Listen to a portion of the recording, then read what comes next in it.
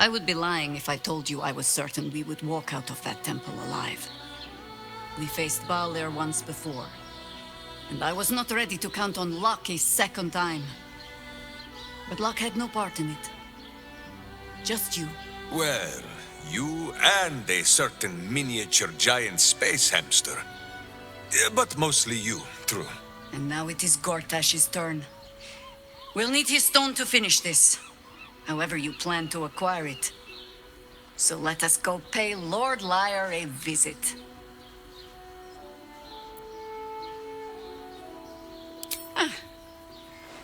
The threat of spanking never kept the children from poking through my things. Why should it deter you? It is a ritual, or it describes one at least, practiced by druids of certain esoteric circles. If they be learned and powerful enough, the practitioner of this ritual might slow their aging, extend their life well beyond its natural reach. In greener days, I might have been strong enough to do it. I might be yet, with the right preparations.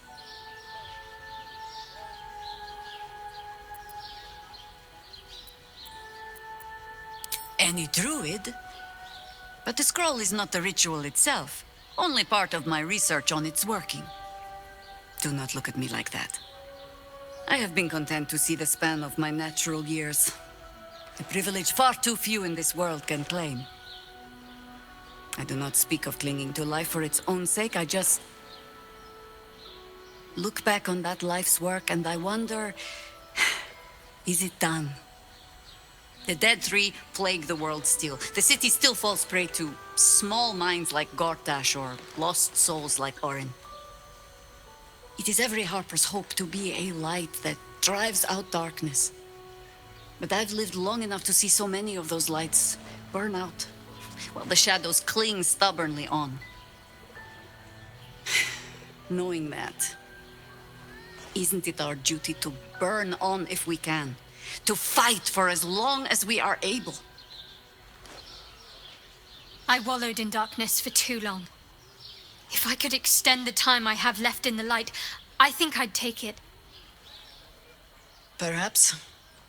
But if the darkness is really going to swallow everything as you Sharan say, it should at least have to work for its supper.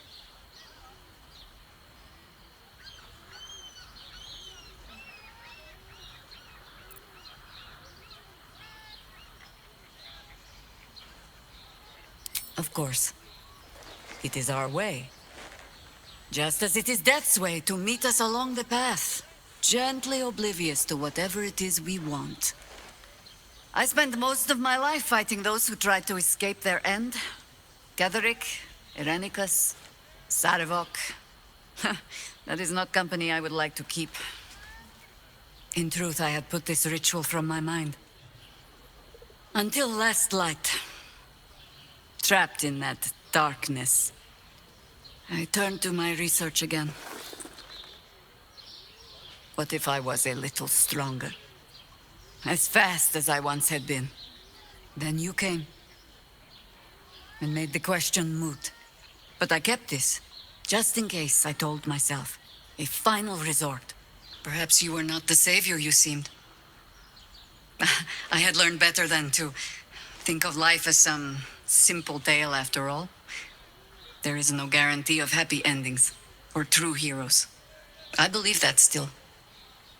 But when I look on all that we have achieved since, I wonder perhaps it is not heroes we need. Only people who are willing to try. I do not know what manner of story that makes. But I do know that without an ending, it would be no story at all. So I will accept mine, when and however it comes. As for this city story, well, that is entirely your problem now, Cub.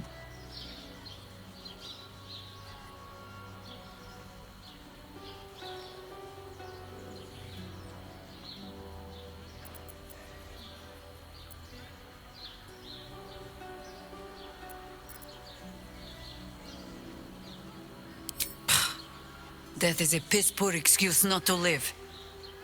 Who do you think I learned that from? But I do not plan on going anywhere just yet. And besides, you still have a tadpole in your skull. You're almost certainly going to die first.